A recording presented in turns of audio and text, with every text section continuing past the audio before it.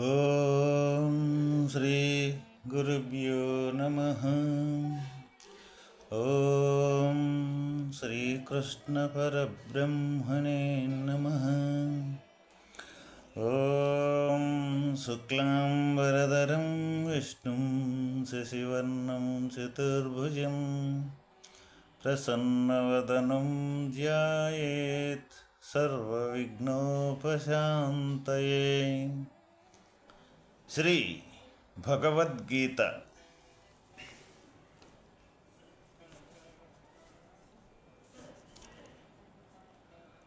కావున వారి వారి స్వభావ సిద్ధ కార్యమునందు ప్రకృతిజన్యములకు దోషములున్నప్పటికీ వానిని త్యజించక నిష్కామ బుద్ధితో వానిని ఆచరించుచుచుండినచో క్రమముగా హృదయము నిర్మలమై జీవునకు జ్ఞానప్రాప్తి, ఉత్తమ బ్రహ్మపద ప్రాప్తి సిద్ధించగలవు.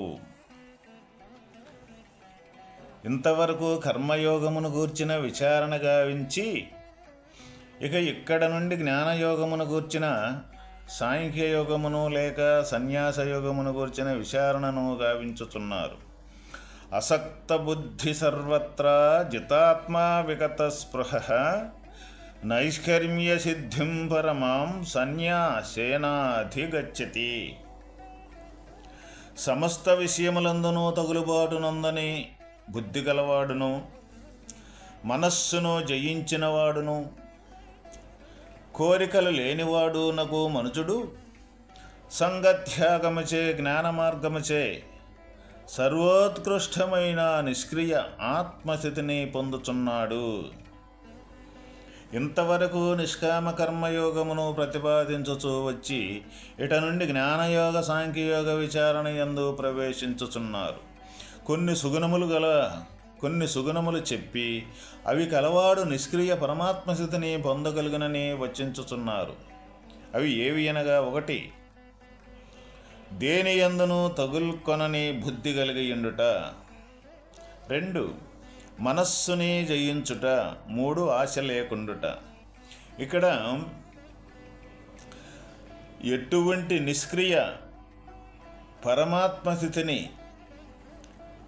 పొందేదానికి సంబంధించి 3 సుగుణాలు ఇక్కడ తెలియజేయటం జరిగింది. అంటే దేని యందును తగులుకొనని బుద్ధి కలిగి ఉండుట. మరి ఇక్కడ దేని యందు తగులుకొనని బుద్ధి ఏ విధంగా మనకే ఉంటుంది? మరి దేని యందు ఏ విధంగా తగులుకుంటూ ఉన్నది మన బుద్ధి అన్న విచారణ మనకి చాలా చాలా అవసరం. ఎందుకంటే బుద్ధి అనేది ఈ విషయ దోషాలతో కూడుకున్న ఏవైతే విషయాలున్నాయో, అంటే ఇంద్రియాదులతోటి చేసే సమస్త కార్యకలాపాలు ఏవైతే ఉన్నాయో వాటి యందు తగులుబాటు అంటూ లేకుండా ఉండాలి. వాటి యందు తగులుబాటు అనేది ఎందుకు మనకు జరుగుతూ ఉన్నది? ఇక్కడ మనం ప్రతి ఒక్కరము చేసే యొక్క తప్పిదము ఎటువంటిది అంటే, ఏదైనా సరే దాని మూలమంటూ ఏందో సంపూర్ణంగా మనం తెలుసుకొని ఉండటం చాలా అవసరం. అసలు బుద్ధి అనేది దేని యందును తగులుకొనని బుద్ధి కలిగి ఉండటం అనేది ఏ విధంగా ఉండాలి మనం? మరి ఈ లోక వ్యవహారములందు ప్రతి ఒక్కటి కూడా మనం ఇష్టం కానీ అయిష్టం కానీ, మనకు నచ్చింది కానీ నచ్చంది కానీ, మనకు వ్యతిరేకంగా ఉండేవి కానీ, ఇట్లా అనేక రకాల సంఘటనలు మనకు జరుగుతూ ఉంటాయి అన్నమాట. మరి అనేక రకాల సంఘటనలు జరిగేటప్పుడు ఈ బుద్ధి అనేది ఏ విధంగా తగులుకుంటూ ఉంటుంది అంటే, అక్కడ ఇష్టాలు దేంతో కూడుకొని ఉంటాయి అంటే, నేను అనే అహంకారంతో కూడుకొని ఉండటం జరుగుద్ది. ఎవరికి ఇష్టం? నాకు ఇష్టం. ఎవరికి అయిష్టం? నాకు అయిష్టం. ఎవరికి ఇది బాధగా ఉంది? నాకు బాధగా ఉన్నది. ఎవరికి ఇది సంతోషంగా ఉన్నది? నాకు సంతోషంగా ఉన్నది.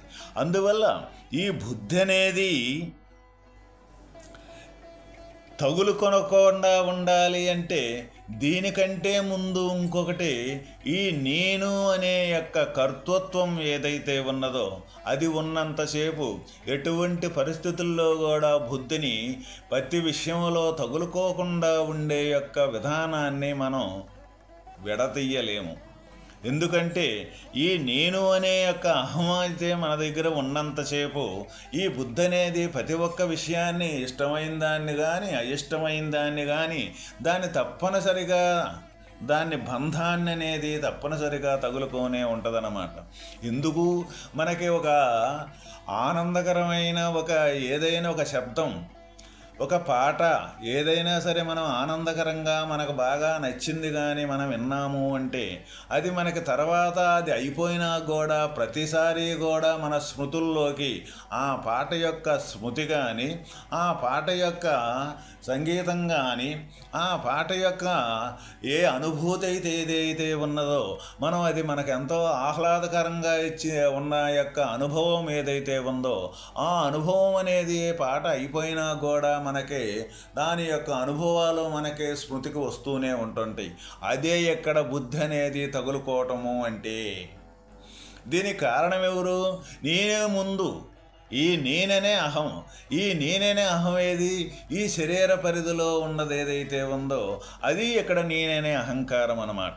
ఈ నేననే అహంకారం ఉన్నంతసేపు ఈ బుద్ధి అనేది తప్పనిసరిగా తగులుకోవటం అనేది ప్రతి ఒక్క విషయాన్ని కానీ అది ఇష్టాలతో సంబంధం లేకుండా ఇష్టమైతే ఇష్టమైన యొక్క అనుభవాన్ని తగులుకుంటుంది, ఆ అనుభవాన్ని గుర్తుపెట్టుకొని ఉంటుంది.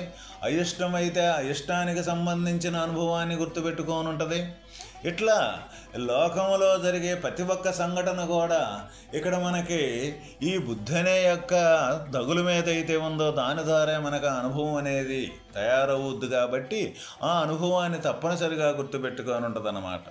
అయితే ఇక్కడ అటువంటి తగులుకొనని బుద్ధి కలిగిండుట, మరి అన్నిట్లో గుండా తగులుకోకుండా ఈ విషయాల్లో తగులుకోకుండా ఉండాలి అంటే ఏం చేయాలి? బుద్ధికి అతీతంగా ఉండే ఏ జ్ఞానస్వరూపం అయితే ఉన్నదో ఆ జ్ఞానస్వరూపంగానే మనం అయితే అప్పుడు బుద్ధి అనేది జ్ఞానం చెప్పినట్లు ఆడుద్దు. కాబట్టి బుద్ధి యొక్క విధానం దాని స్వేచ్ఛ, అది తగులు అనేది దానికి ఉండటానికి ఆస్కారమే లేదు. ఎందుకు? జ్ఞానం యొక్క ఆధారంతో బుద్ధి నిర్ణయింపబడుతుందన్నమాట. జ్ఞానం యొక్క ఆధారంతో అహంకారం అనేది శరీరం నేను అని అనుకోవటం జరుగుతూ ఉన్నది. ఎప్పుడైతే వీటన్నింటికీ మిగిలి ఉండ శక్తి సమర్థత కలిగిన ఏ జ్ఞానస్వరూపం అయితే ఉన్నదో ఆ స్వరూపం మనం కానీ అయితే అప్పుడు ఈ బుద్ధి కానీ ఈ అహంకారం కానీ ఈ మనస్సు కానీ ఇవన్నీ కూడా జడ పదార్థాలుగా మారిపోవటం జరుగుద్ది. అంటే జడాలు అంటే స్వేచ్ఛ లేకుండా ఉండటం జరుగుద్ది అన్నమాట. ఎప్పుడైతే స్వేచ్ఛ లేకుండా ఉంటాయో అప్పుడు జ్ఞానం చెప్పినట్లే ఆడటం జరుగుద్ది. మళ్ళీ జ్ఞానం వద్దు అంటే ఆగిపోవటం జరుగుద్ది. అప్పుడు వాటికి ఇష్టారాజ్యంగా అనేది వాటి స్వేచ్ఛ అనేది కోల్పోవటం జరుగుద్ది. ఏదైనా సరే మనకి ఒక రాజు ఉన్నాడు అంటే ఆ రాజు యొక్క పరిపాలనతోటే మనం ఈ ప్రజలందరూ కూడా ఏ విధంగా మనం రాజు యొక్క పరిపాలన ఏ విధంగా చేస్తే ఆ ఆదేశానుపకారంగానే ఆ పరిపాలన జరిగేటప్పుడు మనం అందరం కూడా దానికే కట్టుబడి ఉంటాము కదా. ఒక రాజు పరిపాలన చేసేటప్పుడు రాజు యొక్క ఆజ్ఞ, రాజు ఏదైతే నియమించడం జరుగుతూ ఉన్నదో ఆ నియమాలు మొత్తానికి మనం ప్రజలందరం కూడా కట్టుబడి ఏ విధంగా ఉంటామో అదేవిధంగా ఇక్కడ ఇంద్రియాదులకి అధిపతి అయిన ఏ జ్ఞానస్వరూపమైతే ఉందో, ఏ జీవుడైతే ఉన్నాడో ఆ జీవుడి యొక్క స్వరూపమే తానని జీవస్వరూపం కాడ ఎవరైతే స్థితి కలిగి అక్కడ నిలబడగలుగుతారో అప్పుడు ఇక ఆ రాజు యొక్క స్థితి ఈ జీవుడు అవ్వటం జరుగుద్ది. దేనికి? ఇంద్రియాదులకి, ఈ శరీరం నేననే అహంకారానికి, ఈ బుద్ధికి కానీ మొత్తానికి. ఎప్పుడైతే అప్పుడు ఇక రాజు చెప్పినట్టు ప్రజలందరూ ఏ విధంగా ఆడటం జరుగుద్దో, ఏ విధంగా నడుచుకోవటం జరుగుద్దో, అదేవిధంగా ఈ ఇంద్రియాదులు మొత్తం కూడా ఈ బుద్ధితో సహా ఆ జ్ఞానం చెప్పినట్లు తప్పనిసరిగా నడిచే యొక్క విధానం మనకు తయారవుద్ది. అప్పుడు ఇక్కడ దేని యందు కూడా తగులుకొనని బుద్ధి కలిగి ఉండటం జరుగుద్దన్నమాట మనకి. అది లేనప్పుడు, జ్ఞానం మనం కానప్పుడు, దేహమే మనం అయ్యిగానే ఉన్నాము అంటే ఎటువంటి పరిస్థితుల్లో కూడా బుద్ధి అనేది ప్రతి ఒక్కదానికి కూడా బంధాన్ని కలగజేయటం తప్పనిసరిగా ఉంటుంది. అందువల్ల అది వదిలించుకోవాలి అంటే ముందు బుద్ధి కంటే, ఈ ఇంద్రియాదుల కంటే పైనుండ, ఈ అహంకారం కంటే కూడా పైనుండ జ్ఞానం జీవుడుగా మనం మారిపోవటమే ఇక్కడ ప్రధాన కర్తవ్యము. ఇక రెండవది మనస్సుని జయించుట. ఈ మనస్సును జయించుట అంటే అది సాధ్యమయ్యేదేనా? మన అందరికీ కూడా అది చాలా అనుమానాస్పదమైన విషయం. మనసును జయించేదానికన్నా కష్టమైన పని ఈ లోకంలో రెండవది లేనే లేదు. ఎందుకు అంటే ఏ పనైనా ఎంత కష్టతరమైందైనా సరే అది మనం కాకపోతే మనకంటే ఇంకా నలుగురు మనుషుల్లో లేదా ఒక యంత్రాన్నో తంత్రాన్నో పెట్టి ఆ పనిని సాధించుకుంటాం. కానీ ఈ మనస్సు రూపకం లేని రూపకం కాని రూపకం, సూక్ష్మాది సూక్ష్మమైన రూపకం, అది వాయుభూతంతో సంబంధించింది. వాయువు ఏ తీరుగా గాలి ఎటంటే అటు తాను ఇష్టానుకూలంగా ప్రవేశం అనేది గాలి జరుపుతూ ఉంటుందో, అదేవిధంగా ఈ మనస్సు అనేది చంచలంగా, చపలంగా, అనేక రకాలుగా పరిగెత్తడం దాని యొక్క స్వాభావికమైన లక్షణం. మరి దాన్ని ఆపటం కానీ, దాన్ని జయించటం కానీ ఎవరికైనా వీలయ్యేదేనా? అది కత్తికి దొరికేదేనా? లేకపోతే నిప్పుకి దొరికేదేనా? దేనికి కూడా దొరికే యొక్క వస్తువు కాదు కదా. మరి ఏ తీరుగా దాన్ని జయించాలి, ఏ తీరుగా అదుపులో పెట్టాలి? దానికి కూడా తప్పనిసరిగా మార్గం ఉందన్నమాట. ఎందుకు అంటే మనసు యొక్క చపలత్వం ఎటువంటిదంటే అది నిరంతరం కూడా కొత్తతనాన్ని సృష్టించడం దాని యొక్క స్వాభావికం. అంటే ఎక్కడ కొత్తతనం అంటూ ఉంటుందో ఆ కొత్తతనాన్ని యొక్క విచారణ, ఆ కొత్తతనానికి సంబంధించిన వర్ణన చేయటం దాని యొక్క లక్షణం అన్నమాట. అయితే ఇక్కడ కొత్తదనం అంటూ లేకపోతే మనస్సు ఉనికంటూ ఇక ఉండనే ఉండదు. ఎందుకు అంటే ఇక దాని కొత్తదనం లేకపోతే దాని వర్ణన అంటూ ఉండదు. దేని గురించి వర్ణన చేసేది అంతా పాతదేనో సహజంగా ఉండదాన్ని గురించి అది వర్ణన చేయాల్సిన అవసరం లేదు. మరి పాతదనం అంటే ఏంటిది? ఏ మనస్సు అయితే ఈ అనేకత్వంతో కూడుకున్న విధానాన్ని సృష్టించి అనేకంగా దాన్ని ఒకటిని రెండుగా, రెండుని మూడుగా, మూడుని 30గా, 30ని 30,000గా, 30 లక్షలుగా, కోట్లుగా ఏ తీరుగైతే వర్ణించుకుంటూ పోతూ ఉంటుందో ఆ వర్ణించే దాని వెనకాల అది ఒకటి వర్ణించినా, అది 100 వర్ణించినా, 1000, 1,00,00,000, 1,00,000 వర్ణించినా ఆ వర్ణించిన యొక్క పదార్థం దేని గురించి వర్ణించుతూ ఉంటుందంటే దృశ్యాన్ని గురించి వర్ణించటం జరుగుద్ది. అప్పుడు ఈ దృశ్యాన్ని గురించి వర్ణించేటప్పుడు ఒకదానికంటే ఒకటి ప్రత్యేకతనే వర్ణించేటప్పుడు ఒకదానికంటే ఒకటి ప్రత్యేకత లేదు అనే నిర్ధారణ అనేది మనకు కానీ జరిగితే ఆ వస్తువు యొక్క మూలం ఏంటో మనకు కానీ అవగతం కానీ అయినట్లయితే ఇక ఇది వర్ణించేదానికి ఆస్కారమే లేదు. ఇప్పుడు ఏ వస్తువు యొక్క మూలం మనం తీసుకుంటే ఆ వస్తువు యొక్క మూలం ఏంటిది? పంచభూతాత్మకమైన నిర్మితమే ఆ వస్తువు. ఏ వస్తువు చూసినా ఇక్కడ కనపడే దృశ్యరూపకం పంచభూతాలతోటి నిర్మితమైనది, పంచభూతాలతోటి మిళితమైన వస్తువే కానీ రెండవది అంటూ లేనే లేదు. అటువంటప్పుడు ఈ మనస్సు అనేది ఆగాలి, మనస్సు అనేది జయించాలి అన్నప్పుడు ఈ మనస్సు ఉనికి లేకుండా ఏ విధంగా పోతూ ఉంటుందంటే ఏ వస్తువునైతే చూసి ఒక వస్తువు కంటే ఒక వస్తువు చిత్ర విచిత్రాలుగా వర్ణించే ఈ మనస్సు చిత్ర విచిత్రాల యొక్క వెనకాల ఉండేది మొదటి వస్తువు పంచభూతాత్మకంతో కూడుకున్నది. ముందు తను పంచభూతాలతోటి ఉన్నాను అన్న విషయాన్ని ముందు తను గుర్తెరగటం అవసరం. ఏదైతే ఈ శరీరం అనేది ఉందో ఈ శరీరం అనేది పంచభూతాత్మకమైన నిర్మితం అని మన దృఢపడందే ఎదుటి చూసేది మన పంచభూతాత్మకమైన నిర్మితం అని మనం అనుకోలేము. కాబట్టి అందువల్ల ముందు శరీరం అనేది పంచభూతాలతో కూడుకున్నదని ఎప్పుడైతే మనకు దృఢపడుద్దో అప్పుడు మనసు యొక్క చపలత్వం ప్రతి వస్తువు కూడా పంచభూతాలతోటి నిర్మితమైందేను, ఇక ప్రత్యేకత అంటూ లేనే లేదు అని ఎన్నిసార్లు అనుకున్నా ఆ పంచభూతాలతోటి నిర్మితమైన వస్తువులే అయినప్పుడు దేన్ని గురించి ఈ మనస్సు అనేది వర్ణించుద్ది అంటే దేన్ని గురించి వర్ణించలేదు. అప్పుడు మనస్సు అనేది జయించటం అనేది అప్పుడు జరుగుద్ది. లేకపోతే మనం అనేకత్వంతో కూడుకున్న భావనలతోటి ఉన్నంతసేపు మనస్సును జయించడం అంటే అది సాధ్యమయ్యేది కానే కాదు. అది నిరంతరం కూడా అది చపలంగా వాయువు వల్లే నిరంతరం కూడా అది ప్రయాణం చేసి ఒకదాని నుంచి ఒకటి చిత్ర విచిత్రాలని కొత్తతనాన్ని సృష్టించటమే దాని యొక్క లక్షణం. కాబట్టి అందువల్ల ఆ కొత్తతనాన్ని అనేకత్వంతో కూడుకున్న భావనలో మనలో ఉన్నంతసేపు మనస్సును ఎవరము కూడా జయించలేము. కాబట్టి ఏ వస్తువు అయితే సహజంగా అన్ని వస్తువులకి మూలమైన తత్వాన్ని ఎవరైతే మన విచారణ ద్వారా ముందు మన శరీరం అనేది ముందు విచారించుకొని ఈ శరీరానికి సంబంధించిన పంచభూతాత్మకమైన నిర్మితమే ఈ శరీరం అని మనకు దృఢపడ్డప్పుడు ప్రపంచం మొత్తం కూడా పంచభూతాత్మకమైన నిర్మితమే. అప్పుడు మనస్సు అనేది అనేకత్వం మీద పోకుండా సహజంగా ఉండే ఏకత్వాన్ని వర్ణించేదానికి ఇక వీలు లేదు. కాబట్టి అప్పుడు మనస్సును కంట్రోల్ చేయటం అనేది జరుగుద్ది. ఇక మూడవది, దేని మీద ఆశ అనేది లేకుండుట. దేని మీద కూడా ఆశ లేకుండటం అంటే ఏ వస్తువు చూసినా సరే మరి ఆశ దేని మీద ఉంటుంది? మనకి ఆశ అనేది ఎందుకు కలుగుతూ ఉంటుంది? ఒక వస్తువు కన్నా ఒక వస్తువు ఎనిమిక్కిలుగా ఉన్నప్పుడు, ఈ వస్తువు కన్నా వస్తువు బాగా ఉంది అని అనుకున్నప్పుడు మనకు దాని మీద మనకు కావాలి ఆ వస్తువు అని ఆశ కలుగుద్ది.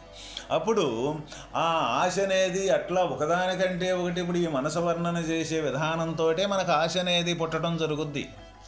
అప్పుడు ఒక వస్తువు కన్నా ఒక వస్తువు మిగిలిగానే ఒక వస్తువు కన్నా ఒక వస్తువు తగులు కానీ ఈ రెండింటి యొక్క విధానం రెండింటి యొక్క సమానత్వం ఏదైతే ఉందో ఇందాక చెప్పుకున్నట్టుగా రెండింటి ఈ వస్తువుల యొక్క విధానం వాస్తవమైన దృశ్యరూపకం మొత్తం పంచభూతాలే అని మనకి ఎప్పుడైతే దృఢపడుద్దో ఇక ఆశ దేని మీద కూడా ఉండేదానికి ఆస్కారమే లేదు. ఏ వస్తువు చూసిన బంగారమైనా పంచభూతాలతో కూడుకున్నదే, మట్టి అయినా పంచభూతాలతో కూడుకున్నది. ఇక దేనికి దానికి వ్యత్యాసం అంటూ లేకుండా చూసే చూపుకి ఇక ఆశ అనేది దేని మీద కలగాలి అని దేని మీద కూడా కలిగేదానికి ఆస్కారమే ఉండదు. కాబట్టి ఇక్కడ వాస్తవమైన ఈ జ్ఞానం అనేది మనకు తయారు కావాలి అంటే జ్ఞాననిష్ట అనేది ఏదైతే ఉందో ఈ నిష్క్రియ ఎటువంటి క్రియ లేకుండా ఎటువంటి ఆ క్రియ లేని యొక్క పరమాత్మ స్థితిని పొందాలి అంటే ఈ మూడు మట్టికి తప్పనిసరిగా ఉండాలని భగవానుడు మనకు తెలియజేయటం జరిగిందనమాట. అందువల్ల ఈ మూడు ఉండాలి అన్నప్పుడు వీటిల్లో మనం ఇప్పుడు చెప్పుకున్నట్టుగా వీటికి యొక్క వాస్తవమైన యొక్క స్థితి ఏదైతే ఉందో దాన్ని ఆచరించుకుంటూ దాన్ని కానీ అటువంటి సత్యమార్గములో మనం ప్రయాణం కానీ చేసినట్లయితే తప్పనిసరిగా మనం ఈ మూడింటిని మన అదుపులో పెట్టుకునేదానికి తప్పనిసరిగా వీలుంటుంది. అందువల్ల ఈ మూడింటి యొక్క ఉనికి అసలు మనకు లేకుండా పోద్ది. జ్ఞానం ఎప్పుడైతే మనకు తయారవుద్దో జ్ఞానంగా మనం శేషించి నిలబడగలుగుతామో ఇక ఈ మూడింటి యొక్క ఉనికి అనేది అక్కడ ప్రత్యేకత అనేది ఉండదు. కాబట్టి వాటిని కంట్రోల్ చేయాల్సిన పని కానీ వాటిని జయించటం కానీ ఈ ఆశ అనేది కూడా లేకుండా ఉండటం అనేది కానీ అసలు ఆశ అనే దానికి ఉనికే లేకుండా పోవటం జరుగుద్ది. కాబట్టి వీటన్నింటికి ముఖ్య ఉద్దేశం ఏంటిదంటే ముందు మనం ఈ శరీర తత్వంలో నుంచి బయటపడనంతసేపు ఈ అనేక కోట్ల లక్షల రకాలుగా చెప్పుకున్నప్పటికీ కూడా శరీర తత్వమే మనం అవుతూ ఉంటాం మళ్ళీ. అందువల్ల విన్నప్పుడు కప్పగుడ్డ మీద రాయితే తొలగినట్టు తొలగుద్దే కానీ మళ్ళీ వెంటనే అది మూసుకుపోతూ ఉంటుంది. కాబట్టి ప్రతి ఒక్కరూ కూడా తన ఆచరణ సిద్ధాంతాన్ని విఘ్నం చేసి దేహం అనే వస్తువు నుంచి జ్ఞానంగా మారటమే పరమ లక్ష్యము ఇక్కడ పరమాత్మను చేరుకునేదానికి. ఓం తత్సత్.